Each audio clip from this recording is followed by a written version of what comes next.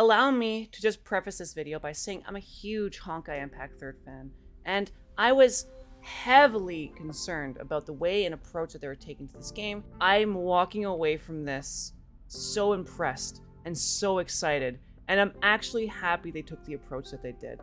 I'm going to get into as to why. This isn't necessarily a deep dive. I've only played about 8 hours, and I mean, I have to give it so much more time and compassion and care or whatever, just my focus to learn from and experience in order to give a deep dive that's worth your time. But for now, I'm just going to hit the details as to the experience I've had so far and why I'm so excited about this release. Thank you for checking this video out. I'll highlight a few points, starting with what you'll experience first, leading into the more important ones. First, you start the game with one of the most incredible intros I've seen in a long time. You meet Kafka, you're introduced to this awesome action sequence, and the game's glorious details on full display. The cutscene is incredible. It has this flavor and mood and style to it. It's so gripping, and that just gets the game started. For the next bit, you're going to do an intro for 2 hours, going through the bridge crew, meeting the main character, meeting a few other characters, and then eventually the entirety of the bridge, obviously Himiko's included, which is great. After that experience, you've only just spent 2 hours in an intro, and you still have worlds to explore, characters to meet, and levels to gain, and I've been doing just that. Second, the music. As always, Hoyoverse has absolutely killed it with the music. The bridge theme is like this contemporary lo-fi song that just hits so goddamn hard. I mean, I want to use it as an outro for my streams. The battle music is engaging and suspenseful, and the environmental music is serene and gripping, just like Nier Automata. Third, what about the combat? Well, it's a turn-based game, which will be a big change for Genshin or even Honkai Impact 3rd fans.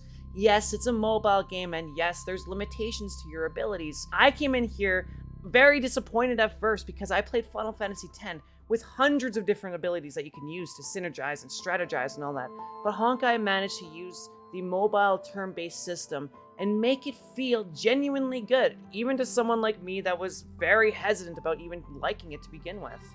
Honestly, I was concerned about having so little options in a turn-based game, but Hoyoverse met this with ingenuity and creativity that took the mobile archetype and made it something special, made it something that feels really good, actually. Your team works together in planning ultimates, which can be used not on your character's turns or on your character's turns, allowing you to inject them anywhere in the combat order.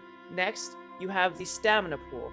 You use a basic attack, you add 1 stamina, you use a special attack, you take away 1 stamina. So you have to plan whose special attack's most important at situations and times. And let me just mention, when you have all of your ultimates saved up and you just start dumping them on the enemies, it just feels so good. Like, it just does. Outside of combat, you have abilities that can be used to replenish from previous combat or prepare for next combat with buffs or healing, etc, etc.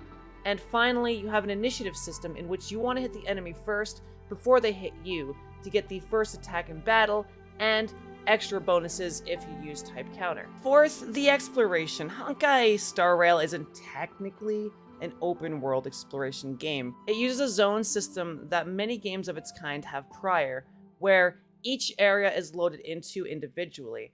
Is this an issue? Perhaps to some, but let me explain its strengths. You'll notice first, the graphical capabilities and set pieces of this type of system far surpass the open world approach. There are larger zones, which allow for exploration and treasure hunting and even have mini bosses, so don't sweat the open world loss too much, because what you get is so much more from it. Truly, Hoyoverse has nailed the utilization of this method. I mean, hell, everywhere you go in the first city could be screenshotted and used as a background. It looks incredible. The set pieces are absolutely amazing. The tall buildings, detailed streets with clutter and civilians. There's just so much going on. The game looks amazing. I mean, I'm playing on my tablet and it's better than some PS4 JRPGs that I've seen, and that's not an embellishment. I mean, just compare them. Look at the two differences. This is insane. This is on my tablet, dude.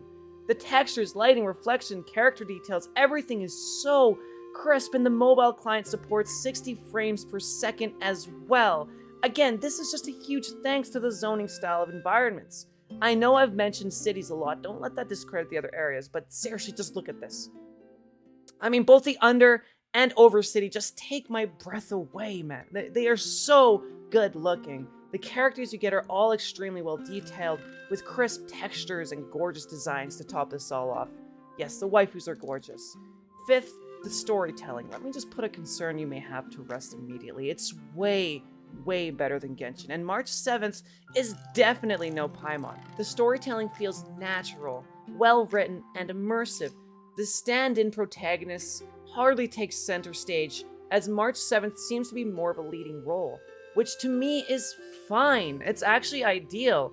Sure, in most cases, I would prefer not having a main character that you're supposed to stand in as, but here it's written in a way that makes it feel natural to play as your character, not forced. The dialogue options you get for the most part seem to have actual answers pertaining to the option that you select, unlike other games where dialogue options, the character you're talking to seems to have one answer that tries to fit all options, yet satisfies none.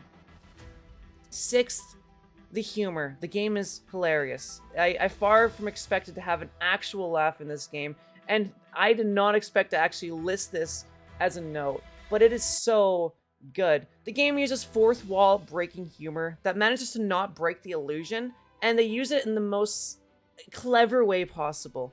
You know, they kind of break the molds of the usual JRPGs or adventure games where looking into a garbage can is the norm, or trying to open a gate is the norm. They hit this with humor and a kind of interesting take on it.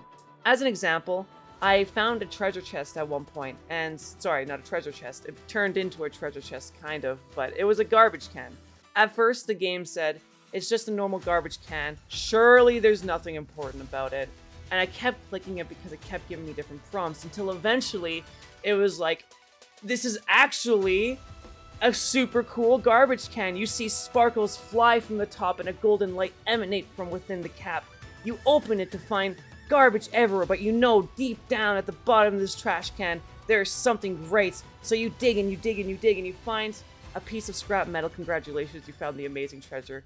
You get out of the trash can to see your compatriots. They look at you in disgust and awe. This is a terrible example of it, but this is essentially what happened to me, and I fucking died, dude. It's just so good.